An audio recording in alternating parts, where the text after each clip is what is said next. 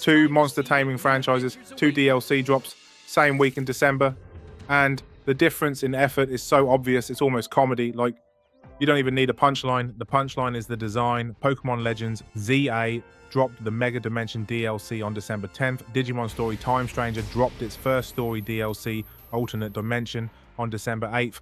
Both are about pocket dimensions. Both are about reality is broken.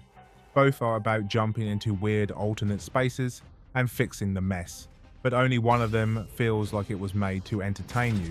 The other one feels like it was made to keep you busy while the franchise cashes another check. So today we're comparing them. What Mega Dimension actually is, why people are calling it repetitive, why Digimon makes Pokemon look bad this year, and the question everybody asks when they feel scammed, is Pokemon like this because the devs are lazy? No, most devs are not lazy. They're overworked, underpaid, and held together by caffeine and regret. This isn't lazy devs. This is lazy decision-making, safe design, recycled structure, and time-wasting systems pretending they're content. Alright, let's get into it. First, Mega Dimension, also known as Lumiosi City, but make it whiter. Here's the setup. You're back in Lumiosi City. You meet a new character, Ansha, and you've got Hooper. Hooper opens portals into Hyperspace Lumiosi, these alternate pocket versions of the city, and the gimmick is donuts. You feed Hooper donuts to control your time in hyperspace and your bonuses. Now, on paper, this sounds great. Pokemon roguelite runs, random generation, time pressure, high-level Pokemon, big mega fights, dimensional chaos. You hear that and you think, finally, Pokemon is about to get weird in the best way, and then you play it, or you read the reviews, and you realize the real gimmick is repetition. Nintendo Life described spending around 10 to 15 hours in hyperspace pockets, and they said they could count on one hand what they were actually doing, and that's the most brutal kind of criticism, because it's not even dramatic, it's just accurate. The Mega Dimension gameplay loop is basically this: jump in, do research tasks, catch things, collect items, break objects, maybe fight, climb around, float around, get annoyed, run out of time. Jump out, craft a donut, repeat. It's like the DLC looked at your free time and went, yeah, I'm going to turn that into a part-time job. Now, yes, the spaces are randomly generated, but the key detail reviewers keep pointing out is there are only about 6 variations. So it's not infinite runs, it's the same room wearing a different hat. It's like walking into a party and thinking, wow, new people. And then you realize it's the same 5 guys, but one of them put on glasses. The environments don't help. They're described as pearly white snapshots of Lumiosi, blank, liminal, low character. So after a while, it stops feeling mysterious and starts feeling like a furniture showroom. And navigation, oh, navigation is a delight. There isn't a satisfying jump. So you're dropping and floating and hoping you land on the correct rooftop. You're hunting ladders like you're in a ladder-based survival horror. There's no map in hyperspace, and you're on a time limit, so you're combining awkward platforming, confusion, and urgency. That's not challenge. That's why am I stressed in a Pokemon DLC? And then we get to the donut system. The donuts are adorable as an idea. Donuts are one of the few things in life that don't ask you to update your password, but there's one detail that turns cute mechanic into, are you joking? You can only craft 1 donut at a time. 1 at a time. So if you want to stock up, you craft 1. Then you craft another, then you craft another, then you begin to question your choices. It's like Animal Crossing crafting, except instead of making a cute chair, you're making the same donut so you can earn the privilege of doing more chores in the void. It's giving, or congratulations, you unlock the Donut Factory shift. Now, Mega Dimension isn't all bad. It has one genuinely brilliant idea. High-level wild Pokemon. Mega Dimension pushes encounters past level 100. Some go way higher later on, and that's the part where the DLC actually wakes up, because catching becomes dangerous again. You can't just stroll up and throw a ball like you're paying rent. Familiar Pokemon suddenly hit like debt collectors. The review even talks about a gang of level 120 Mankey being lethal, and honestly, that's hilarious, because that's the most Pokemon moment imaginable. For 20 years, Mankey is just angry little monkey. Now Mankey is a street gang, and you are not safe in their neighborhood. Combat is still strong, the action system is a solid foundation, and the rogue Mega Evolution fights are a highlight, because the enemy actually moves and pressures you. When you fight something at your level or above it, you get tension, dodging, swapping, defensive choices.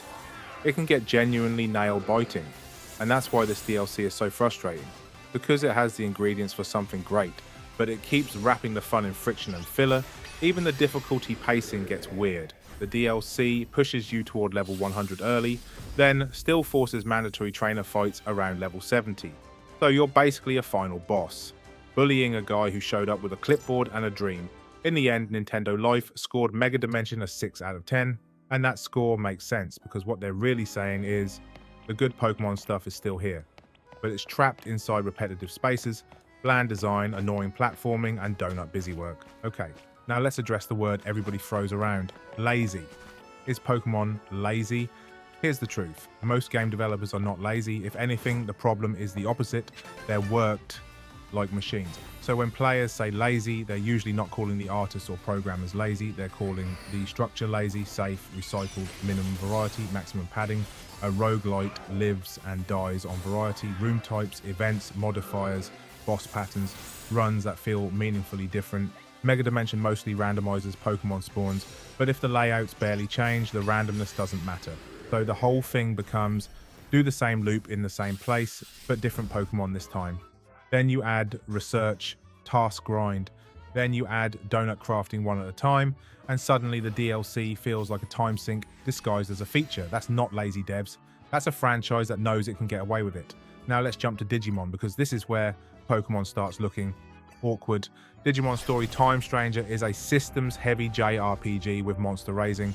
It's not trying to be Pokemon, it's trying to be a real RPG with layered progression, and the difference shows up immediately. Digimon respects the fact that monster RPGs can be grindy, so it gives you tools. Reviews praise quality of life options like speeding up battles, even automating routine combat when you want to cut through it. That doesn't play the game for you. It respects your time. It's basically saying, we know you have a life. Here's a fast forward button. Pokemon, meanwhile, is saying, here's a donut, please wait. Digimon's progression also feels more meaningful. Digivolution paths are the identity. You're not just ticking boxes, you're choosing routes, building a team, chasing different forms. So even if you grind, it feels like you're grinding toward a plan, toward a build, toward identity. Now, Digimon isn't perfect. Some reviews mention clunky menus and awkward travel. It can be rough around the edges, but it's aiming at depth. It's aiming at systems. It's aiming at giving you control. And then we get to Digimon's first DLC, episode Pack 1 Alternate Dimension. The pitch is simple, a new story episode. 5 new Digivolution paths for Mega Digimon, harder content meant for after the main story, clear value, clear structure, clear purpose, and when you put that next to Mega Dimension is like, welcome to the back rooms, please do your research tasks. Digimon is like, here's a new chapter, here are new evolutions, enjoy. Now, to be fair, Digimon's DLC had early technical complaints on PC, crashes for some players after installing the DLC, patches rolled out. That's real criticism. But here's the key difference, a technical problem can be patched. A repetitive design loop is the content. If Digimon has stability issues, you fix them. If Pokemon has limited variety and padded chores, that's not a patch, that's the plan. So why does Digimon make Pokemon look bad? Because Digimon is doing the thing Pokemon fans have begged for, respect the player's time, give meaningful progression, make repetition optional, make the loop feel like a game, not a routine. Meanwhile, Pokemon has great moments like high-level encounters, and then wraps them in friction like it's trying to hide the fun from you. So, final verdict, if you're a Pokemon diehard, Mega Dimension will still tempt you more Pokemon, more mega fights, high-level encounters that can genuinely thrill. But if you want the monster RPG that feels like it's trying this year, the one that feels deeper, more flexible, more respectful, Digimon Story Time Stranger is the better buy. And here's the closing roast. Pokemon's Mega Dimension feels like, congratulations, you've unlocked overtime in the Donut Factory. Digimon's Time Stranger feels like, congratulations, you've unlocked the fast forward button. One of these is a game, the other one is a schedule. Now tell me, did Mega Dimension feel exciting and dangerous for you? Or did it feel like a grind with a fresh coat of white paint? And did Time Stranger surprise you? Or were you already Team Digimon and just enjoying the victory lap? Thanks for listening, and I'll see you in the next one.